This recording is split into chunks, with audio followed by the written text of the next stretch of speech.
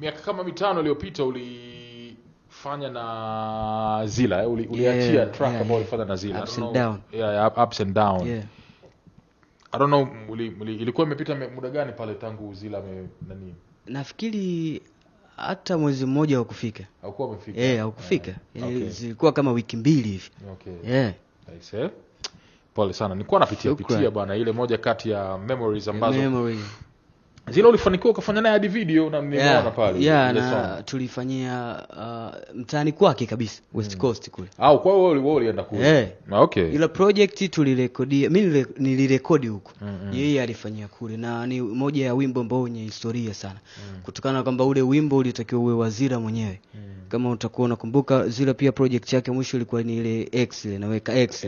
Sasa ile ndo alikuwa amerekodi ya kwanza. Ya pili ndo akarekodi Ups and Down ambao aliishia kwenye chorus. Kwa akamuuliza Bin Laden kwamba tukimweka nani hapa atafiti. Bin Laden akasema kuna mdogo wangu yuko Dodoma anaitwa Miracle, tukimtumia hii project itakuwa poa. Akasema basi mimi nimekuamini. Kwa hiyo nikatumiwa project huko. Kuisikiliza chorus mimi nikatia verse nikaituma.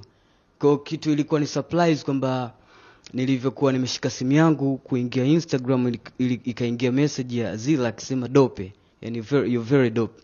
Yeah, kwa hiyo ilinifariji sana ile kitu. Kwa hiyo baada ya hapo nafikiri nimeenda mjini sasa. Kufika mjini nikafanya mitikasi yangu pale, mwisho wa siku nikaona nisiondoke bila kwenda kumtafuta Zila kumpa shukrani. Kwa kama naondoka kesho ikabidi nimcheki leo. Okay. Kwa surprise nyingine ilikuwa ni kutokana kwamba mimi sikuwahi kukutana na Zila. Ila nilivyofika maskani yake nikaambiwa kwamba ametoka ila atakuja. Kwa hiyo alivyotoka baada ya kufika pale kunikuta tu alivyoniona tu niko mbali. Anambia Miracle sama brother. Kwa hiyo ilinifariji hivyo kwa sababu tujuae iko na naye na maana pia baada ya kufanya kazi akatokea kunifuatilia labda kuingia kwenye Instagram yangu kucheki baada ya kazi na nini. Kwa hiyo ndo hapo akanipa offer pia tufanye video. Kwa hiyo siku inayokuja nikaahirisha safari tukachapa video na imeishia salasala pale.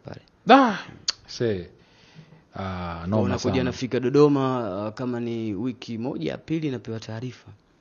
Kwa hiyo ilikuwa pia ni pain sana. I say pole sana bwana. Yani ilikuwa ni wakati mzuri sana. You know ukubwa wa Zila wakati ule na wewe bado ulikuwa unajitafuta lakini Zila kwamba tulivyokuwa maana nilitakiwa nilale studio alafu asubuhi ndio tuamke location. Sasa usiku wake pia tuwezi kukaa tu studio hivi. Tulifanikiwa kufanya kazi nyingine. Ambayo hiyo kazi mpaka leo sitakuja kuipata. Kwa sababu ndio ilikuwa mmiliki wa studio. Kwenye that song kulikuwa kuna line very touching yani. Inasema ongea na watu pesa ichimbi kaburi. Inazika tabu unakufanya uone mjini pazuri. Alafu sasa ndo Zila akatangulia. Yani kwamba pesa ongea na watu pesa ichimbi kaburi. Inazika tabu unakufanya uone mjini pazuri. Yani ndo hicho kwa sababu yeye mwenyewe hakuwa wewe umeongea lakini yeye mwenyewe alikuwa na muda mfupi wa kuishi hapo pia. Unajua na uliona mazishi yake watu walikuwa wengi sana. Tulienda tukawa wengi na watu.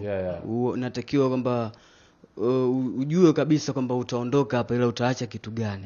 Kwa hiyo mimi binafsi naamini kama watu ni mtaji. Yani watu ni mtaji. Ndio maana pia mimi nashukuru Mungu mpaka sasa hivi ninaweza kuishi popote ndani ya Tanzania na nimeweza kuishi sehemu nyingi sana. Kutokana tu na kwamba unavyowapokea wale watu. Kuna mtu atakuja kwamba bwana inakuaje nataka album yako lakini na kiasi fulani hivi na hivi na hivi. Unaongea naye fresh mnamalizana naye. Kwa hiyo ni kauli mbiu ambayo naitumia sana. Alright. Sawa. FM.